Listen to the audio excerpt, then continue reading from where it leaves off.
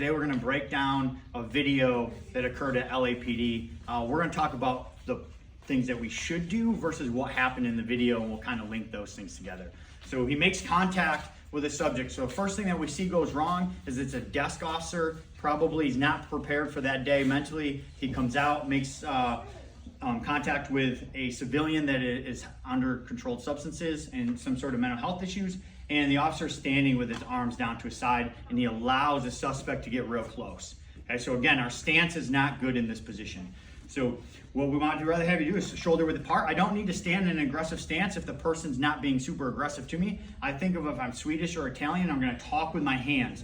With my hands up in the air, where it's between me and him, I have frame. So if he were to run into me at this point, I can cover and crash. If he were to shoot a takedown from this position, I can utilize those as down blocks. If he were to get into a striking fight with me, I can strike from here, and I can also work to present from here. So we'd rather see your stance be a little bit offset, shoulder width apart, hands in front of us like we're talking, rather than down in our vest, wherever. That again comes with preparation and a little bit of training. Second time the guy comes in, he backs up, starts to come in, his fists up. The guy starts to put his fists up, and he goes straight backwards. So the suspect dictates the fight by driving the cop backwards. He goes straight backwards. He doesn't cut any angles. Instead of having that shortcoming as a response, I'd rather see you guys cover and crash. So as those fists come up, we're going to make that cover. It's our helmet. Okay, we're going to close the distance. And now we're going to be able to change angles and change levels. Change levels. Maybe I change the angle on him if I'm stuck in the middle. So by covering, crashing here, I've controlled the distance. I'm driving him off his line rather than in the video you see the officer is driven backwards. Once that occurs, officer's going backwards, he lands a punch, officer goes flat down to his back, and now we're in a ground confrontation, but I'm flat. The officer stays long. We all know this is a big shortcoming in grappling. I need to be more of a supine and grappling position. So as they're fighting here, the guy's striking, we have to be aware of the environment. Now he can punch me, I'm not just grappling, and he grabs for the officer's weapon. Okay? Unfortunately, in the video, the officer is so overwhelmed with the physical confrontation, he does not understand that the guy's trying to take his weapon. He's not even aware it's going on. So we understand that as soon as this occurs, we got to better our position, and we have to go to human retention on our weapon. So my dominant hand is going to go human retention. I'm going to cover when inside control. I'm going to hip escape out, and I'm going to get my legs back in front of my opponent. At this point, if he's still on my gun, I can do multiple different things. I can start to create some distance with my feet. I can also create an angle and put his hand underneath my weapon. So now keeping all times, my holster comes straight out.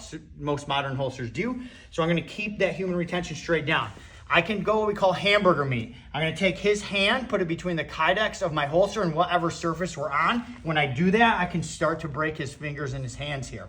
It's pretty simple. It's no like super confusing kimura. The other thing, once that's free, okay, I'm going to just down block. When I down block hard, I'm going to wedge out. Once I'm in my wedge, I can keep pressure on his head, and I can spin behind, stay into custody myself, or I can disengage and create space depending on my skill set.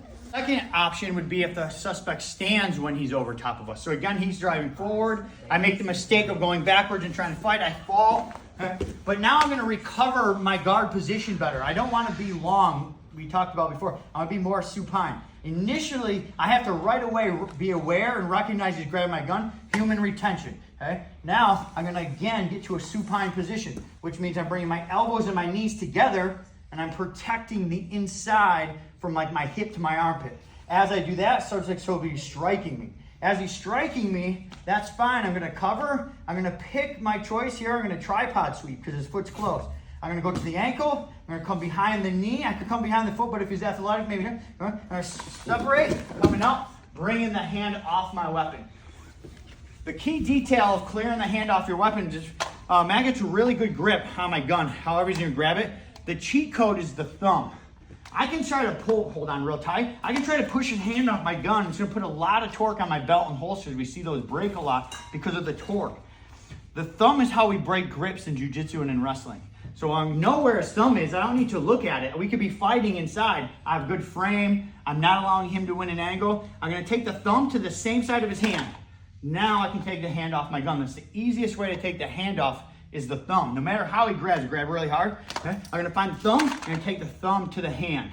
Okay? If that fails, I'm straight in front of him, standing, I'm gonna hip whip, bring my hip to his hip.